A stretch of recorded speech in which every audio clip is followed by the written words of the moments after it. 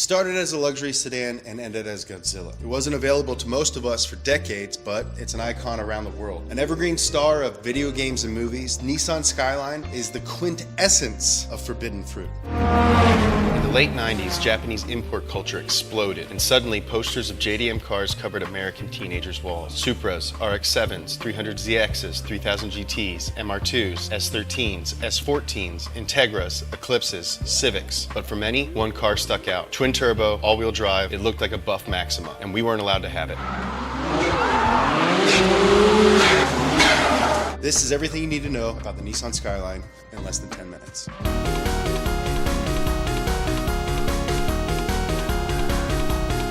First things first, the Nissan Skyline wasn't always a Nissan. It was a Prince. What is a Prince, you ask? Well, in the years following World War II, Prince Motor Company was mostly known for making electric cars. But in 1952, they moved away from electric when they asked engineer Shinichiro Sakurai, the godfather of the Skyline, to create a luxury car to rival the European and American brands of the day. Over the next decade, the Skyline would undergo a number of iterations. So with the Prince Company. 1966, Prince was acquired by Nissan. All of a sudden, Skyline was a Nissan. Fun fact, according to insiders, the Prince team operated almost completely independently within Nissan until the R34 was phased out in 2002. You may live in your house, Nissan, but you're not my real dad. You're not my dad! Ugly ass fucking. In 1969, shit got real. The team lengthened the nose of the Skyline so they could fit the S20. This is a 6-cylinder, 24-valve, twin-cam, triple 2-barrel side draft badass that made 160 horsepower at 7,000 RPM. Called it the Skyline Gran Turismo Racer, or Skyline GTR. It transformed the car overnight. It immediately started embarrassing the Americans and Europeans on the touring car circuit. GTR was successful enough to warrant a second generation only 3 years later. Nissan wanted to present the car as having a exotic American vibe, so they marketed it with this series of amazing commercials starring two American lovers named Ken and Mary. Ken, Mary. Ken, Mary. Mary, Ken. American. Huh? From then on, the second generation GTR was known as the Ken Mary. Now, this car is a legend. Bad as f. Unfortunately, bad as f cars from the 70s ate a lot of gas, and the gas crisis happened right after the car was introduced. That made the GTR badge disappear for about a decade. The GTR may have been dead, but the Skyline soldiered on with the R30 generation. It's a good-looking car. Boxy. The R30 RSX Turbo was a mainstay in the Super Silhouette series of the 1980s. Later, the R31 GTSR was purpose-built for Group A and won a ton of touring car championships in Australia, so not sweating it.